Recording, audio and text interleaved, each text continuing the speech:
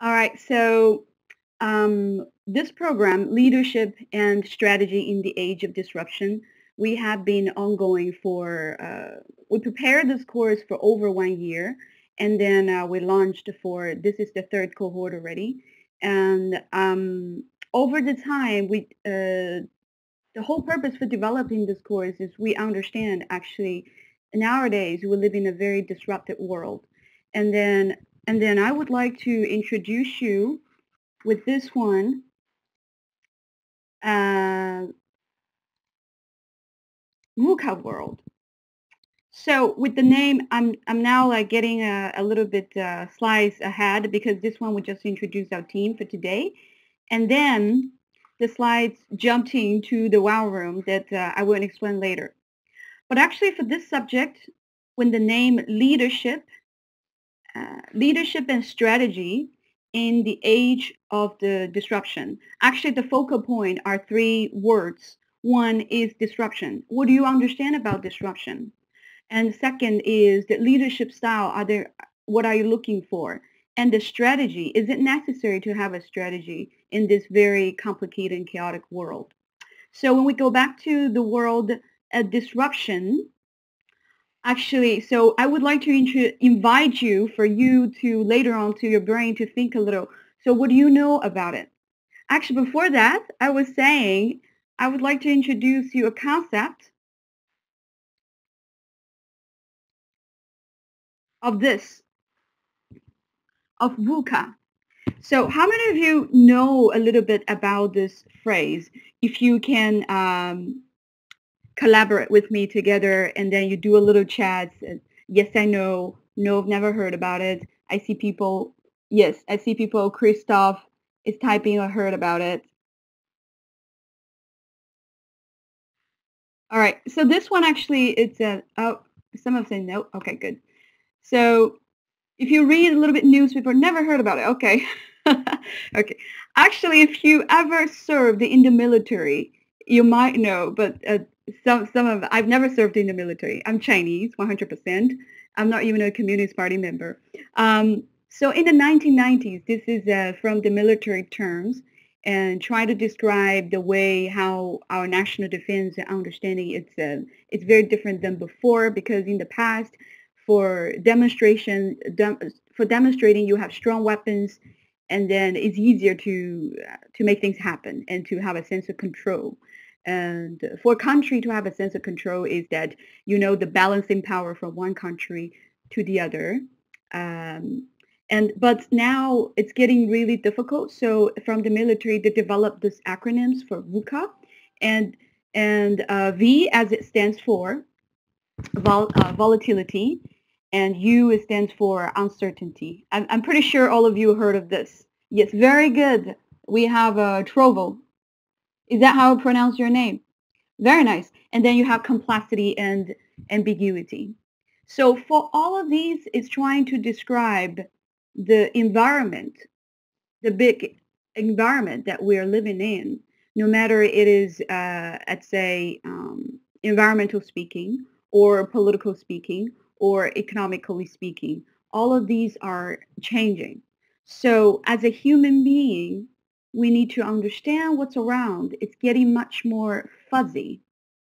And as a company, an organization, and how can we survive or even thrive, it's getting a very important topic.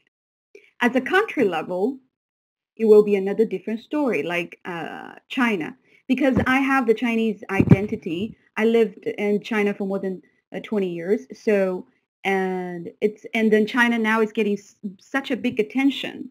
How would this country, like couple of decades ago, it was like nothing. Nobody even talk about it, and barely any Westerners land their foot on the territory, and now all of a sudden becomes exploded. So at a country level, at a nation level, as a company level, and then as individual level, and become VUCA has become very important, a very important theme for us trying to understand. All right, I see Carlos is the same course. Yeah, we changed the name, exactly. We will follow up on that, Carlos, with them. So which means our environment, it will demand you, your external factors will demand you to react. Is it react or taking a proactive decision before that thing happening? So which means the less responsive you are, the more passive you become. And that kind of passiveness not only reduce our efficiency of work, making things done, or on the other hand, at the same time, we lose the time for the competition. Therefore, a lot of the priorities become burdens or trying to catch up. So very good. So we see some of you already know. Can anybody just share a little bit examples with us? I don't know, like you can type. What do you know about the example? Can you take one example that you know a company and to demonstrate? I don't see anybody typing. So, okay.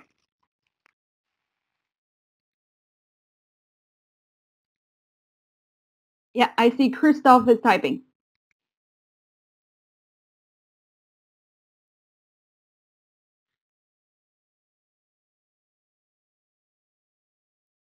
Permanent reorganization. All right. So, can I ask people interacting? We have Hugo, who is typing as well. Okay, I'm gonna send the mic to Christopher.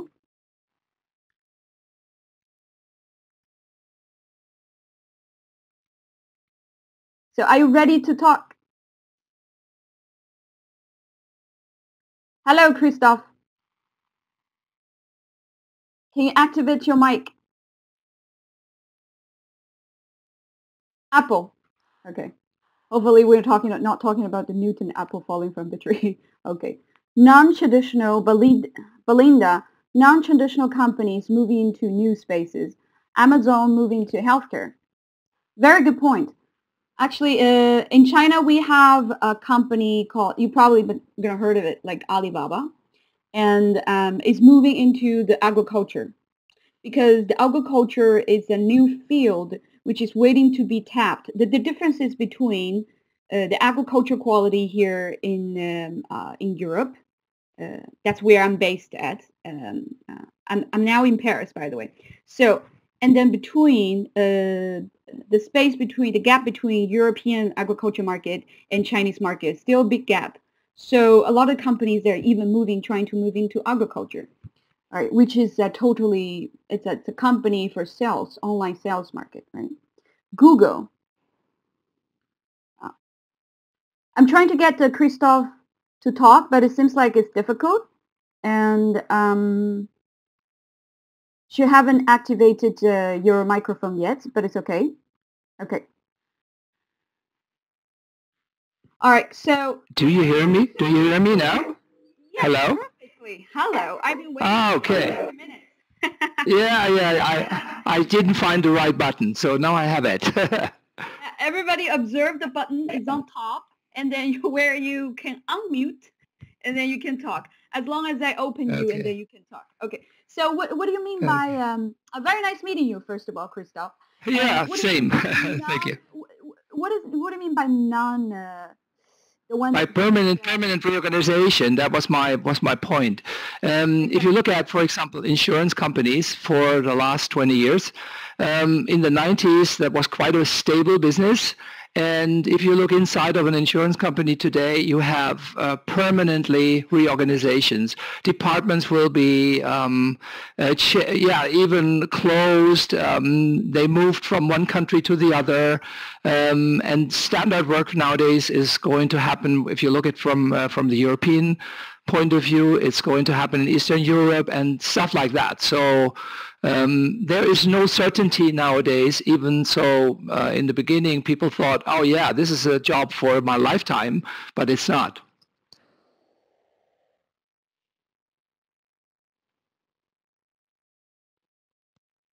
All right, thank you very much, Christoph. That's a very good point. As you can see, a lot of people's signature on their WhatsApp or LinkedIn become like global traveler or a global citizen. You would see that people actually, they have the drive and motivation to explore and try more organizations. Like a permanent position, an organization stay for like 20 or 30 years is almost become like impossible. It's difficult, right? It is not the reality now. Well, thank you very much for your explanation on that. Sure.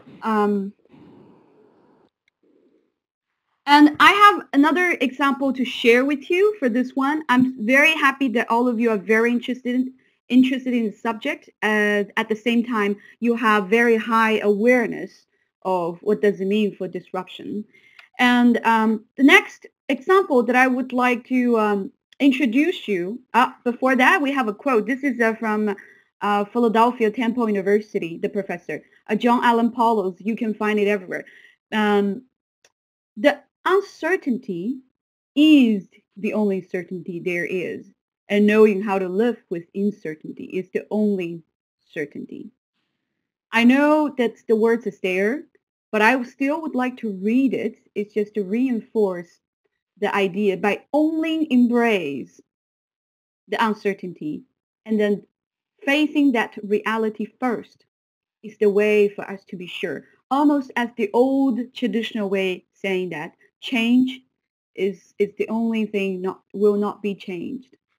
So going on that, and we'll go to the next one. I would like to introduce you with some cases so you will find this webinar very interesting and also a little bit rewarding because you can get some cases of discussion. And also it will open a conversation and discussion within yourself or with us all together and trying to understand this. All right, I see that Hugo said it's a health industry facing AI. We're going to talk a little about AI during the next example. And then also we have Petro saying banking industry. Thank you. You hit the point because our next example, we talk about banks. So now let's focus on this transportation. So the yellow cab is like taxi. So before I get to Paris, my understanding of cab first in China is it's not yellow, it's green. And second, wherever you go, you just raise your hand, you take the taxi in the middle of the road or any place else. It's very easy, right? But once I land in Europe, in Paris, it's not the case. So here, when you're trying to call a taxi, you need to call a taxi company to call this number first. And then what is weirdly is that from the moment the taxi accept the gig and they will start charging you, rather than if you're in the hotel, they will arrive in the hotel and start to charge you. So this very difficult, very different ways of measurement or even payment or pricing. In UK, still now there's another brand called Panther. In UK, it's very popular for the taxi.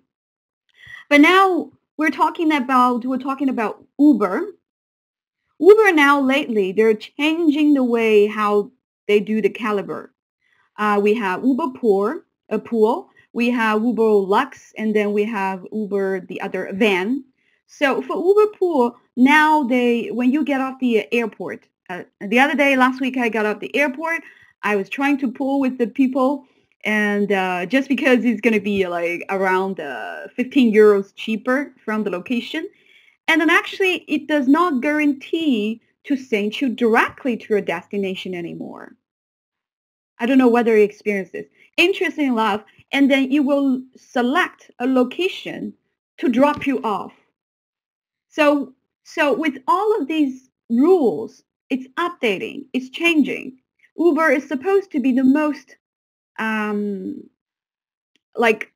convenient tool that we resort to. Is cheaper than taxi, and then it's right at your door, it's easy to catch, and then you have a GPS for you to observe, phone call to connect with the driver, and extra incentive to give 5-star, to give compliment, or even giving tips.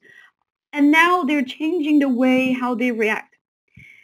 And later Uber, they're like, you know what? they're going to do some Uber Eats.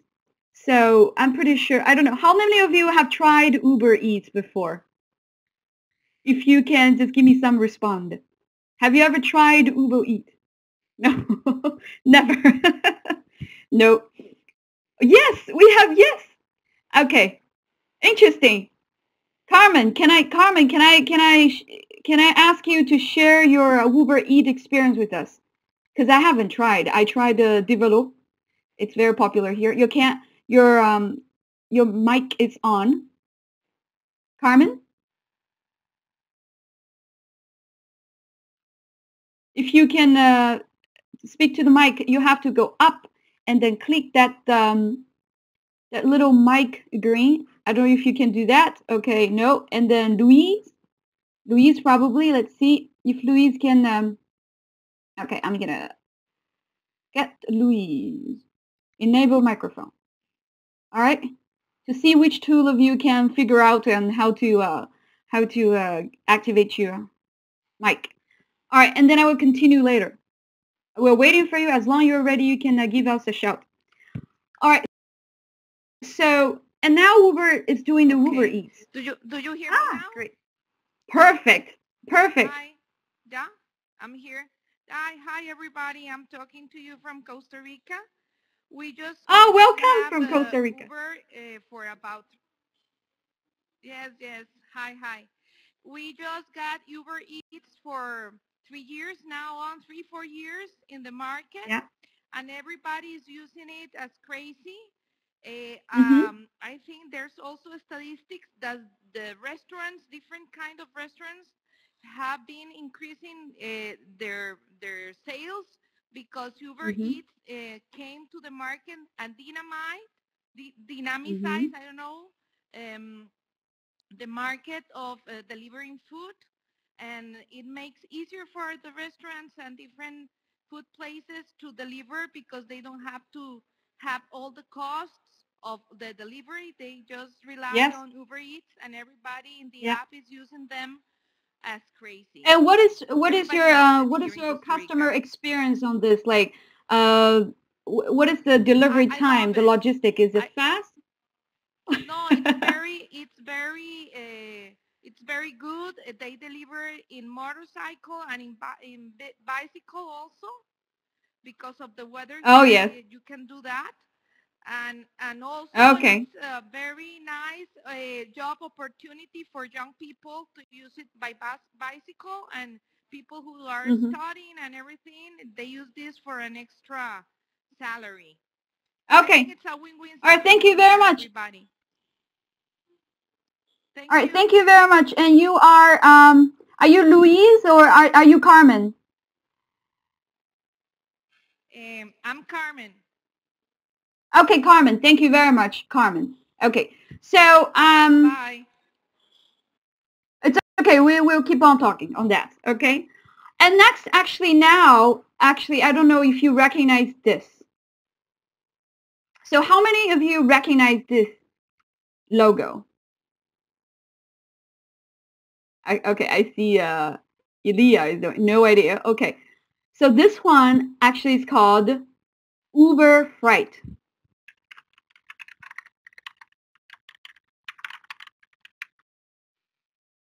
Okay, so this is Uber next product direction is it's happening now in the U.S.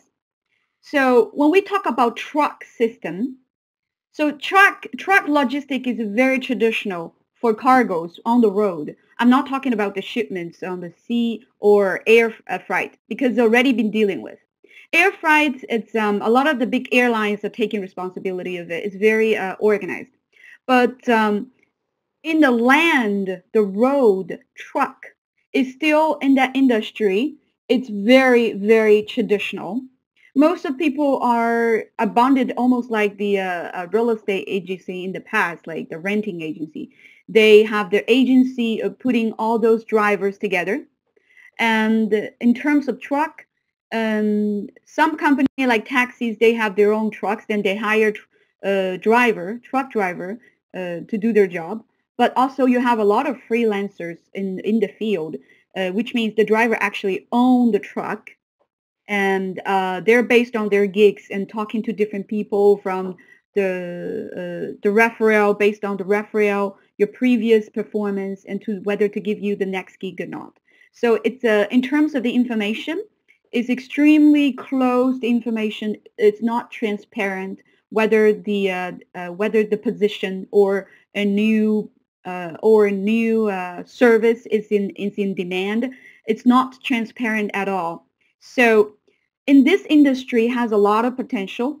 So Uber is trying this, has been trying this for 1 year and a half.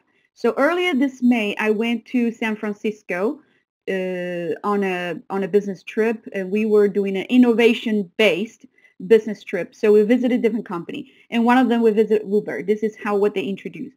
They've been launching this 1 year and a half. The very first year, most of the time, guess what they're dealing with to get prepared. Actually, they're dealing with the local law. Because for different for different states in America, you have I think you have when you cross the toll, and then you have different regulations. So which means they need the blessing from the local district government or state government to have the deal. And that's the first internal obstacle, how to get everybody on the same platform to sign a deal and to understand. It's important to push it to happen.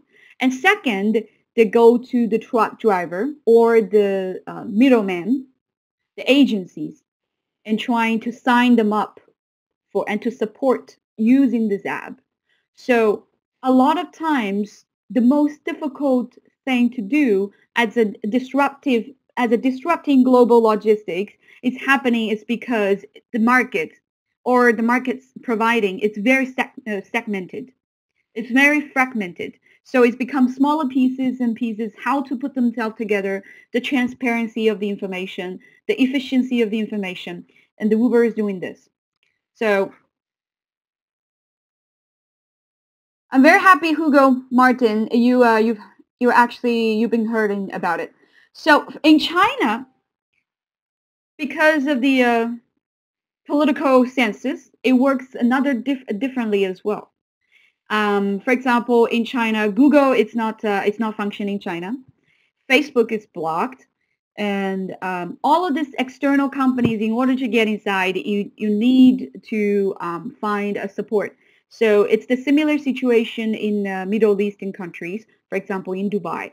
Although now this year, as a foreign investor, you no longer need a 50% to joint venture with the local citizen, and now you're okay to open your own foreign invested company. But in China, in certain fields, it's still blocked. So not every area it's open in UAE area and in China. So for example, in this part will be the Uber. So Uber functioned for about 2 years and 3 years when they first expanded to Chinese market. But then even one of my friends is working as the regional manager and is saying that it's very tough to deal with the taxi companies, and because taxi companies it's supported by the state government, and the regulations and how to divide the legal issues, the accidents, the government always brings that as a negotiation bargain. So actually internally we have another company called DD, and DD, by the way, it's merged with the app is merged with WeChat. So a lot of you might heard of it. WeChat is a very powerful tool. It's a combination of Facebook, WhatsApp, and you can have your own closed group chatting. You can post your own moments, almost like feed, like Facebook. You can do small business on it, and also now it developing its own payment. On top of the WeChat on that page, you can have access to different applications. For example, you can pay for your utility bill, pay your phone bill, top up your phone, cell phones, pay your gas. You can do bike sharing. So have you ever heard the bike sharing, like the bicycles, Mobike? Yes. Okay, perfect, Ismail. So you have the app. Oh, okay, great. That's nice. And then another thing is that I just published. So our the course of this professor of this course, Mark Esposito. So we just published Mobike case, a case study on Mobike. So later on, if you are interested, I can share with you. So and through this WeChat, also you can use Didi. So which means you don't have to to go to download another app in order to use this. Everything will be together, a click, just a one, not really click, a touch. So Didi is a company, it's internal use, almost like Uber. So later times, Didi, when Uber is losing its ground in China, because the CEO of Didi is the daughter of the CEO of Lenovo in China. So in terms of Lenovo, the power in China is it has made its visible contribution. So it has a lot of political power when people are doing business, when you have the connection. It works everywhere around the world with the connection. That's why we have the LinkedIn. And that's another side story. So Didi has gained a lot of internal power to understand the market, and Uber is losing its ground over time. And later times, they had the merge and acquisition. And it happened in 2016. So that's the situation when we look at transportation. It's happening from the traditional taxi and now to the disruptor Uber. And then in Chinese market being disrupted by Didi and to leading to today now. And Uber is even transform itself to get into the logistic and truck industry. So this only happened in the last 2 years. What's going to be the next step in that industry? So how can we understand it? That's my question given to you later on. All right. Thank you very much for people who are interacting. I would like to introduce you to another industry, which is, somebody just mentioned it, the banking industry over here. So I know in Madrid, you have Santander, right? This little fire banks, very popular in Spain. So this is a traditional bank. What would it look like? You have people working behind the counter and working for you. UK. Okay. UK and South America. Very good. It's international bank. Exactly. So banking industry, very likely they're the first international explorer going around the world, so they can support the other business industries and then to go globally as well. All right.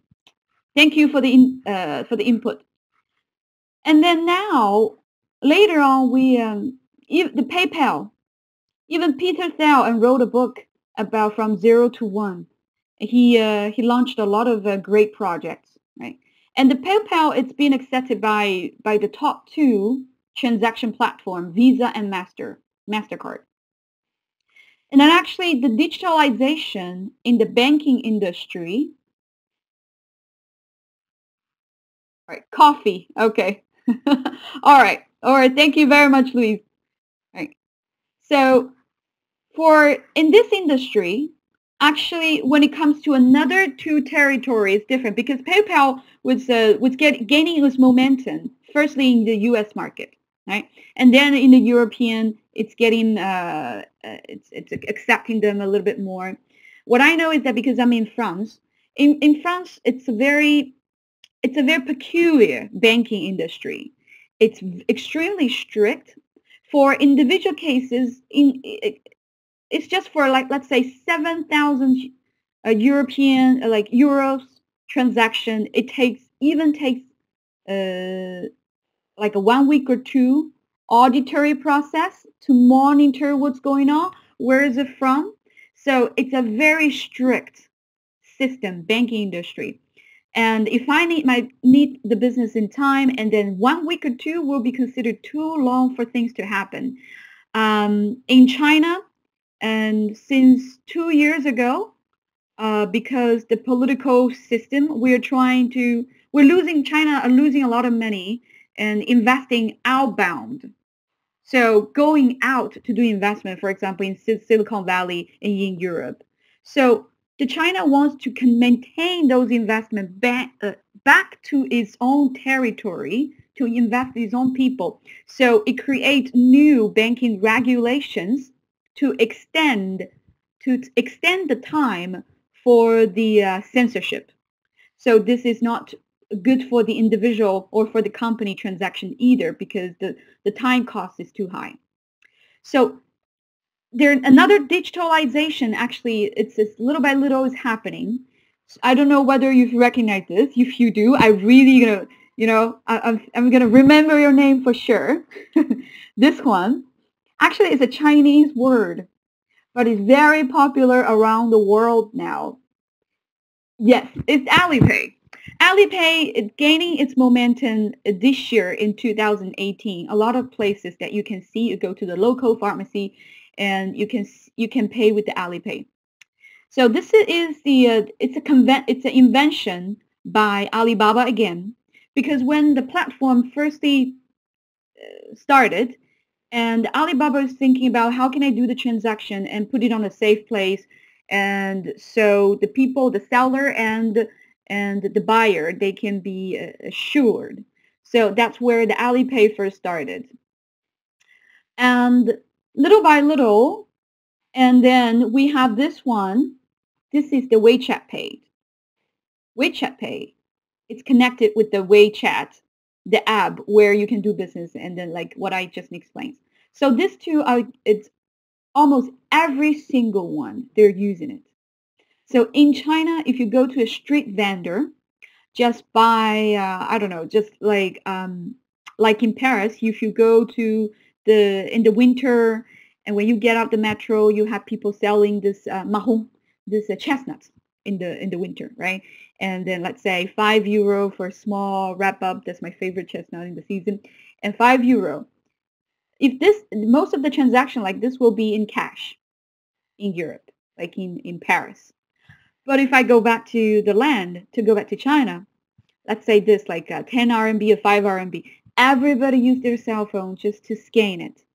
So the popularity and the market application expansion is even out to 1 RMB. So it's like 20 cents of euro. So it's applied tremendously. People don't go to bank anymore. My friend, a lot of my network, they're from the banking industry. Almost 1/3 of the labor has been transferred from the clerk, like physical banking, helping individual to get money and for the small transaction, are getting out to other derivatives or they're being laid off. And the size of the bank, it's getting smaller. It's become service oriented. So the major service for the bank in the future, it's not about for you to get money out, and all of these have been been taken over by automation or robotics. So the others are more focused on the derivatives, other banking services, and providing to the individual need. Couldn't Revolut. Okay, we'll talk about Revolut. Revolut is my lifesaver as a foreigner, as a Chinese living in Europe, in Paris. So this one I would like to introduce you. I don't know whether you have heard of it. So how many of you have heard Revolut? So we have Hugo. Probably I would like to invite Hugo to talk about it. If you haven't have it, I suggest you do, especially if you live in Europe. You must have it. Yeah, I did. I'm sorry, I have to tell you that I got no friends or relatives living for this company or working for this company, but just because it's really, really great. Okay. I cannot find you. Okay, it's right here. You're here. Are you ready? Hugo. All right, can you talk? I'm gonna wait for you to talk when I'm continuing. Okay. So this is one of the greatest invention in the human history in order to give you mobility of life. Okay. So when we talk about banking industry, the original idea is to give you service. But because the political disruption and political control, so to control and to monitor your money from one place to another, so that's why you have a regulation, and then you need to fill out a lot of forms in the past and to write it down, and then waiting for the time you have a West Union, right? Usually they do the transfer and take a percentage out of your money. You have the called the transfer fee or wire fee, and that's why it has the e-bank or the code or SWIFT code. All of this happening.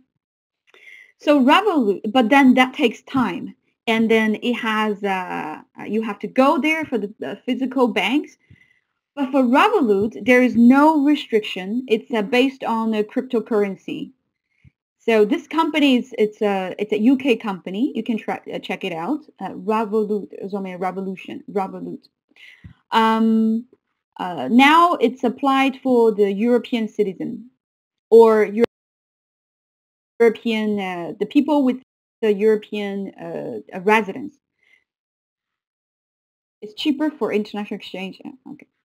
So by the time, for example, by the time I do the transaction, it's almost working like Alipay and WeChat Pay internally, but this one is global. As long as you have an account. And then when I do the transaction, it will happen mostly likely in 5 minutes. If it's weekend, it takes a little time. Less than 24 hours, you can have transaction. And in the same app, you will have an online service. And when you type the question out, people will reply to you immediately. It's super fast. And then also you got international exchange. You have access to all this currency that you can select. And money will automatically and to exchange into the currency that you preferred. So for example, the currency that I always do is pounds, euros, and RMB and US dollar. These four currencies are my top currency to deal with in my life. And there's no cap, there's no censorship, extremely powerful tool for you to use. I've been introducing to different people. It's really, if you haven't tried it, try it. It's going to save your life. All right. So while we talk about this banking, thank you very much. I don't know, so you couldn't talk, but that's okay. Thank you for input. When we look at the banking industry, actually, there is this one. This graph is what I get from the Ernst Young report for the disruption of banking industry. If you're interested, if you happen to work in the banking industry, so banking industry it's the most complicated for the disruption because a lot of the new technologies have been applied at the same time. So when you look at this graph, you have artificial intelligence. You have Internet of Things with the connection dot to dot. Advanced analytics to understand the behavior and the trend.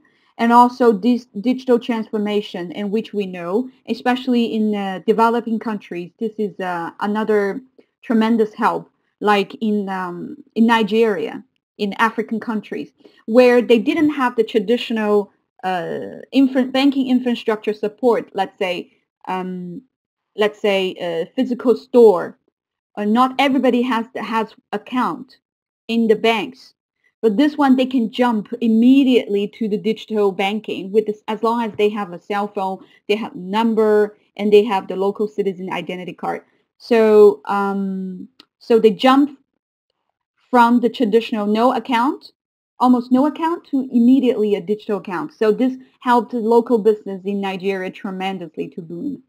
Robotics for the automation at the very beginning would be the ATM, and now into transaction, smart contracts, and cloud technology as well, and the processed and serviced externalization. this one actually, it also happens for airline industry. So take one example will be Air France. Okay, so when it's the time when I want to check the, I want to have a hotline phone call to check my my flight, because my flight got canceled in the last minute, and then I want to book immediately with another one. But and I try to get online. The online work, the network is not working. Let's say the site is not. This is happening to me directly. And then is that in the evening when I try to call, nobody's at the phone trying to answer the call. What do I do? And then I call. They would put me to another U.S. territory service. So because of the globalization and the phone call receiving center, sometimes they are not actually physically inside the country. They subjected to other places just to win the time zone.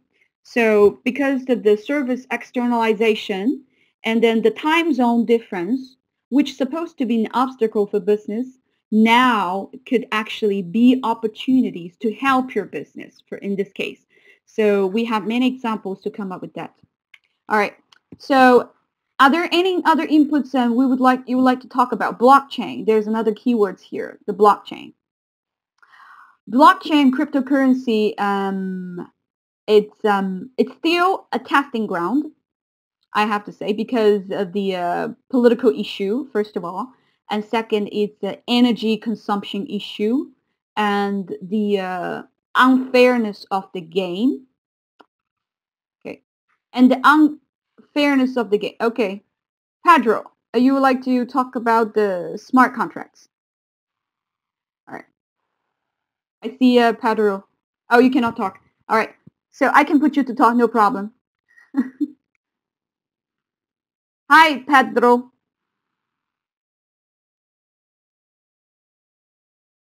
Oh, you can't. I'm sorry. Probably you I'm you need to get to the top, the page, where there is a little one and you click.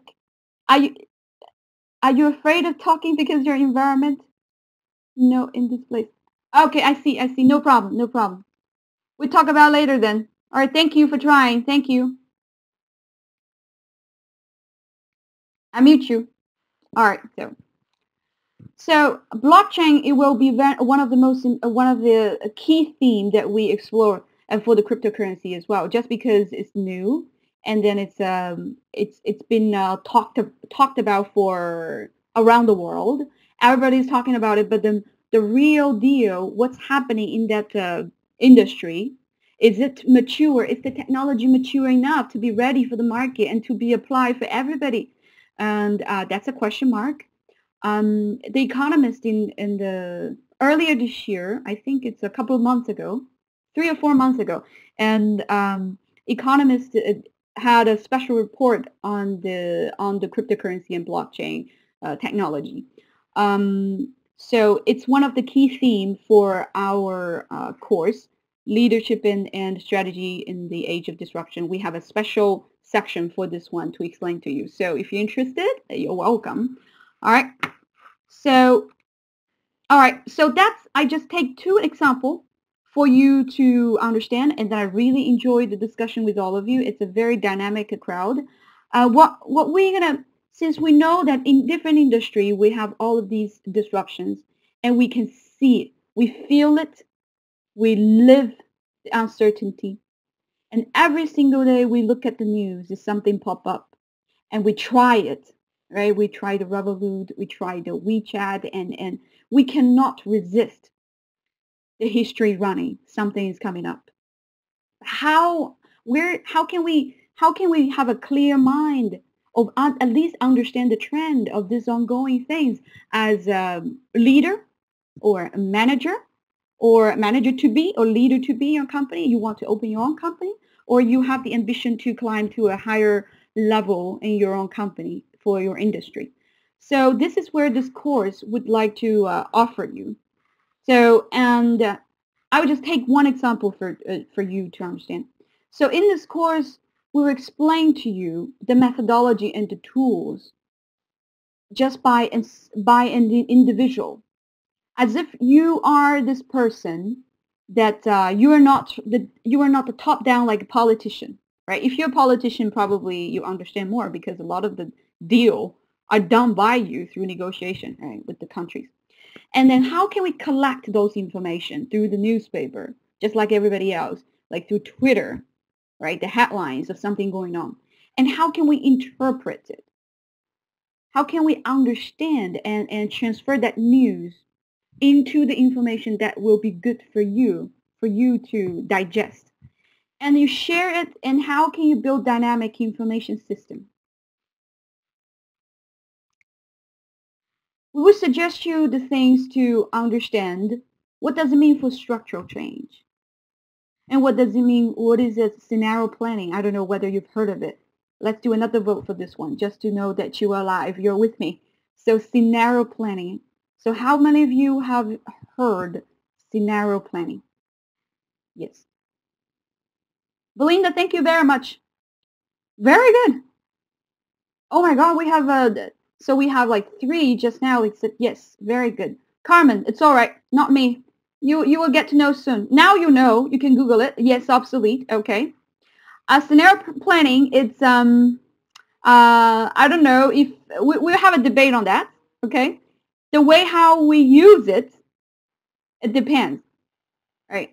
It was developed in the early like 80s, but then now how we put them together with the structure change and to understand the trend, we'll discuss about this. But thank you very much, Ismail. Okay. And to analyze the degree of the uncertainty, we'll give you the tool in this course and to help you a little by little. What is really special about this course, I'm going to tell you about the course now, is because from the very beginning to now, I participate in this whole syllable design, and that also gave me the legitimacy for me to share this course with you. And this is a course is co-designed by the IE, HIOP, and also with the the Financial Times as well. So the top journalists in this in different industries. So first one, I would like to present you our professor. His name is Dr. Mark Esposito.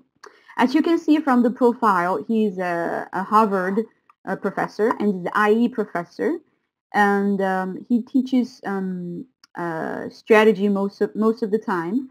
And he designed this course. We worked together as well. He worked with Michael Porter.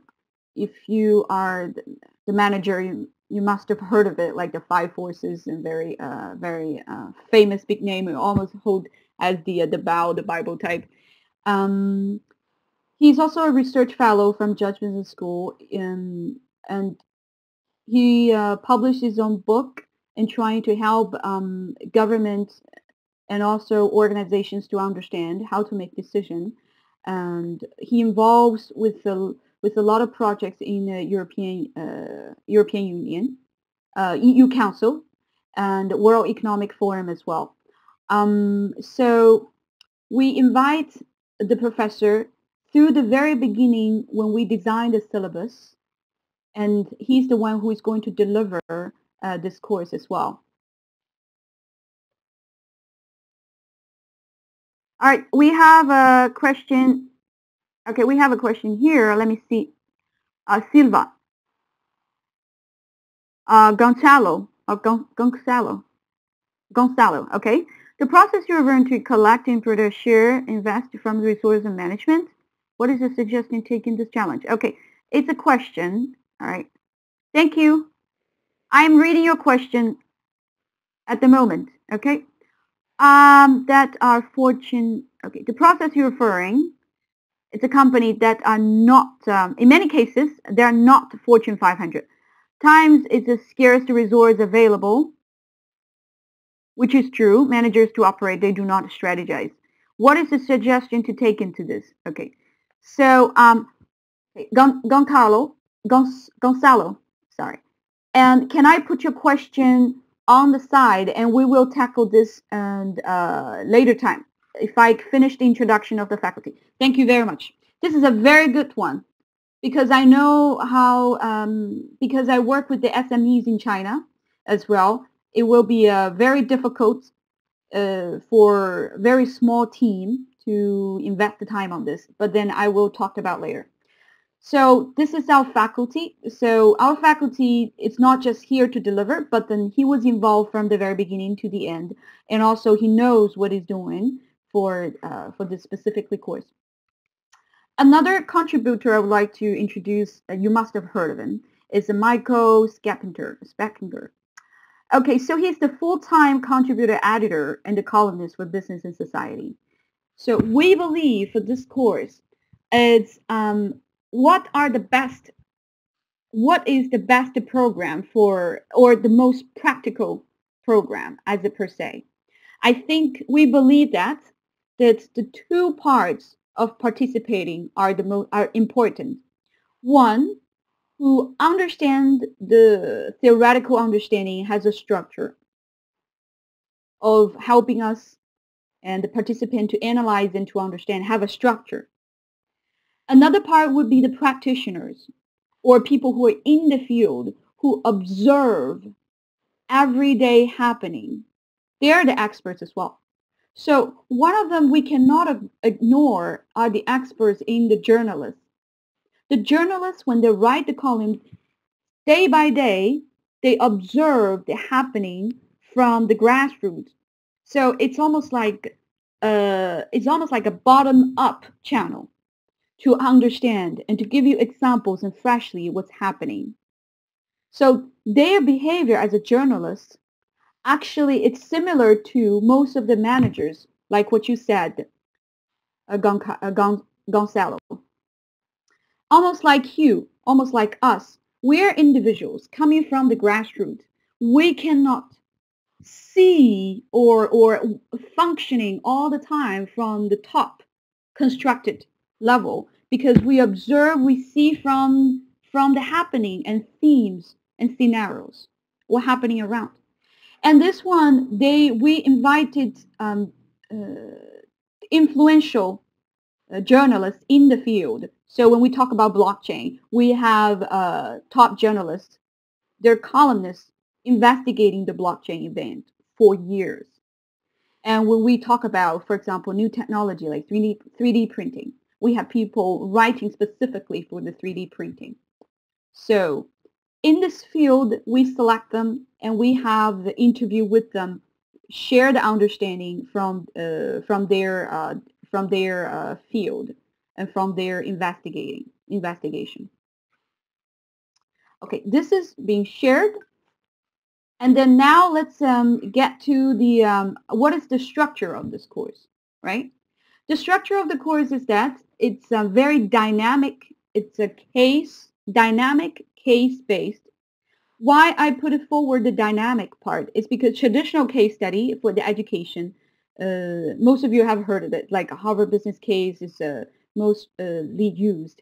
You have the paper and you read it, and then later on you talk, and then you have discussion, and Professor sell the case. So it's very linear because everything is presented in a very horizontal way. So student read the case, have a discussion with the case, and finish the case. For this one, it's a little bit different. I would like to introduce to the next slide. Is we have a system, it's presented to you, your environment, as if you are living there in that industry. So this part, Gonzalo, is the one, Salva, it's something that you might pay attention to. And so when you are reading, you're reading the news first. And you've been exposed to a role. You're working for a certain company, and then you are facing some challenges.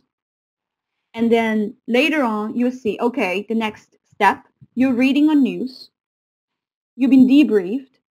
There's some change of your environment going on based on the news. That's exactly what we're happening, like CEOs or managers and people. Every day we read news, and we have a sense, okay, something might happening. And not to me or not to my company now, but the earthquake, the wave will reach me very soon, or through my clients. through my supply chain, or through anybody else in my contact. It's going to influence my business. And then with that change, with that exposure, that context, contextualize all those information. And as the decision maker, how are you going to act? What you're going to do based on it? So that's why I call it's a dynamic. It's something happened, and then there's a decision point for you to understand. All right, after all of this, you choose it.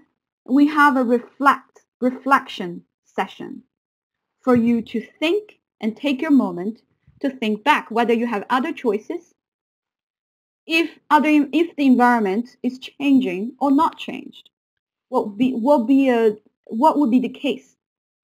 Is there any better decisions? Is the decisions within your resources as you suggested? What if the lack of the resources within the limitation? How are we going to react? If the limitation could be expanded or bridged, are there any options out there or alternatives that we can take? So this dynamic process. So for each one, we're going back. This is made of 4 modules. For each module, you will experience this dynamic learning. So it's very strict time sequence. So that's why we want you to experience from the very beginning to the end and follow the time sequence. It's happening like in real life. If you miss one meeting of in your company, you're going to miss the information. If you miss reading that news article and some information is missing for you to make a decision, it's the same thing for here. Module, and then from the very first day and to the end, there is a process and there are external factor change for you to experience. So the first module is disruptive effort and rapid change on business. The second one we talk about, it's the environment change. And business environment change, not the climate change. The second one is the disruptive technology. Any technology happening in your industry, and whether you would like to adopt it or your competitors, they're doing something new, what's your decision for your own company within your own capacity? How are you going to do that? Whether your company have enough manpower or investment, the fund to afford it. Module 3, the impact of geopolitical instability. So I would say, being a Chinese, would be say the trade war with America, because a lot of my clients, they're in China, they're factory based. So I worked with them in the past. They feel this tremendously. And my family business, we have, which is the fintech. Okay, fintech is the financial technology. The financial technology is the combined version for a fintech. You understand? It basically talk about the disruptive technology happening in financial industry. So this is the part we talk about cryptocurrency and blockchain business, blockchain technology as well. Pros and cons, and then what are the real investigation inside? Because a lot of them are, when strategists talk about it, but if you never really go into the business, there are many operational side that we might ignore.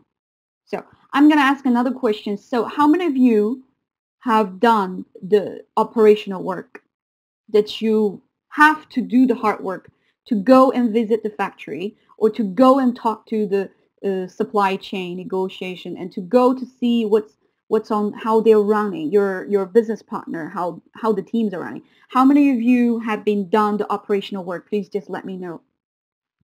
Every day, yes, yes, yes. We all know that when we have an idea, it's one thing.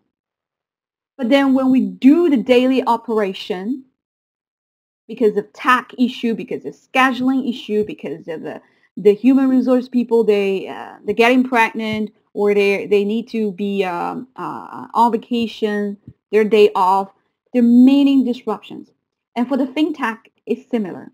Blockchain technology, everybody talking about it, is really good, but then when it comes to real operation, there's something, it's one of the least environmental technology probably, because you need to have a database, and then you need to have sufficient space to store those equipments, to keep it running 24/7. And then it's burning a lot of energy. It's called the data mining, right? Burning a lot of energy. And then it's money burning as well. So for the blockchain technology. So most of the time you will see it happen actually in China, in Shenzhen area a lot. Although last year Chinese government officially said that they couldn't recognize it. It's a money burning industry, as a matter of fact. So, and then you will look into the details and talk to the journalist who went to the front line to talk to the real operational workers over there, to expose you the hidden, concealed side of the story, and you will see on it a little bit more, and to understand the angels and demons part of fintech for now, whether it's mature enough or not. Exactly. Exactly. Microsoft Azure, gold mining. Yeah. The IT infrastructure industry, you will see the real site of the operational happening over there. That will provide you an objective view on it, and how to evaluate whether it's at the right time to dive in at the moment or not, or would it be make a change in the next like within 1 year or so, because I have to anchor in 1 year. Everything changes really fast. All right, so these, you have the videos, you have practical assignment, that's what I said, dynamic cases, your experiences. It's just like you every day. You can feel the sweat of when we designed it. It's a very good game. And live session, which means that's where at the very beginning you see the wow room. That's the IE. In the world, only 2 institutes around the world, they are investing tremendously for online courses. One is IE, the other is, I think, is from Harvard. So it's a lot of money put into the technology. It's a risk for IE to take as well, and to trying to promote the online learning, to provide to participants a new experience. So which means the professor will interact with you in the big room, and then to see your face will be there, and then your micro expression will be observed, because a lot of time it's not about the sound, it's about your face expression combined, the sensors, to improve the interaction. For example, I cannot see you now. I try my best to put more people on spot to talk to me and to ask questions. So I read the words. So it's like a little, still the distance is over there. For you, it will be like you are hiding somewhere. As if, for me, it's like a feeling I'm being exposed to the environment. So, but this live session is trying to cut down the bridge. And also it's a time for you to directly have interaction with the professor, to raise questions, because a lot of the materials are prepared, and then the dynamics is it's you and the platform. But this is the time for you to grab the professor, and I will be there as well, to interact. And there's some new ideas and inspiration that happening during the interaction. So the live sessions is it's very necessary. Another key point is the collaborative discussion board is almost like a forum. So once you're in for the 4 weeks and 5 weeks, you're blocked. So that's the time for you to be dedicated. It's a project that both of us, from different sides, we need to work together. Like from IE, the project team, and from you're the participant as a group. We both need to dedicate our time, and then to find on the platform to exchange, express yourself, your takeaways, whether you're confused, you got inspired by this article and that article, and then it triggers new ideas you would like to share, to put them all together. And then we have office hour. We can either do Zoom. Office hour basically is with me. And then in the past, we I experienced 2 students, they take advantage of my office, are really good, and to trying to help them to develop their own business. So little by little, and later on, I would share with you my background, and then and you can share your background with us together, and to see are there any business opportunities to connect together and put more connections, and then to use what I experienced. I opened a school back in China, and then I've been in education for more than 11 years. So I understand Chinese market, and then I know the SMEs, and I've been an entrepreneur myself, so I know the sweat and the real hard work for entrepreneurs, and including the struggles. Of course, the glorious times and rewarding times as well. Like, yes, we made it. So if you're interested in that, we can talk about it. Or the contents of this, you want to know more about the specific section that you feel like you're lost, and then we can have discussion on that as well. So I like about this construct of this course mainly is because it's developed trying to bridge the gap between traditional MOOCs and online programs. It's just very code interface. But this one, it gives you interactive. You can find somebody to talk to and communicate with all the time for this online course. So, and then I think we can go back to the, if you're interested in all the details, in November, we start in November 7th, and this is last for 5 weeks. It's online, and then, so we're accessible to Teams. Right? I hope that I answer your questions, Gonzalo. Are you there? Are you still there? Yes. So you're still with. Yes. Okay, perfect. To answer your questions for that is that as a basic level, and all these cases that we develop is treating you individual as somebody who just reading the news, going to seminars, understanding the environment, just like everybody else. Through the whole session, how we designed, you will gain those tools in which direction you go, and to strategize. Strategy is important for a company. Either you do it within your team or you learn it from your industry, but it's really important. Take a time, take a break once in a while for the company with inside or the decision makers. It's important. And we will talk a little bit more during the course on that, because that's basically, this is course how we designed to help people who working as an operational level to understand what's going on. This course, it's not designed just for CEOs only. It's designed for people who are in the front line to run business. So I hopefully understand. Your email, my email, okay. Carlos, probably this is the time that you can chip in. Yes, absolutely. I'm gonna go ahead and send this the recording of this session to everybody that was registered to participate. So please just after we finish, I'll go ahead and send it. Okay. I'll also write my email here in case that. Actually, it's all of these I skipped it. YIE, there are different rankings. And the Q&A just answered it. Actually, we're a little short on time for email that you can see. All right, so Carmen, yeah, it's a little bit. It changed the. Let me type my email as well.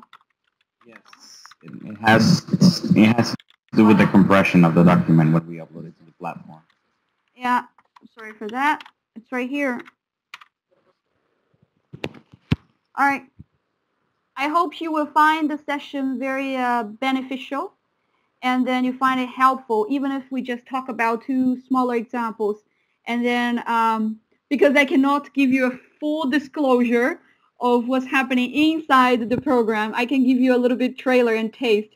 And I have my limitation to do my job as well, so I hope you understand.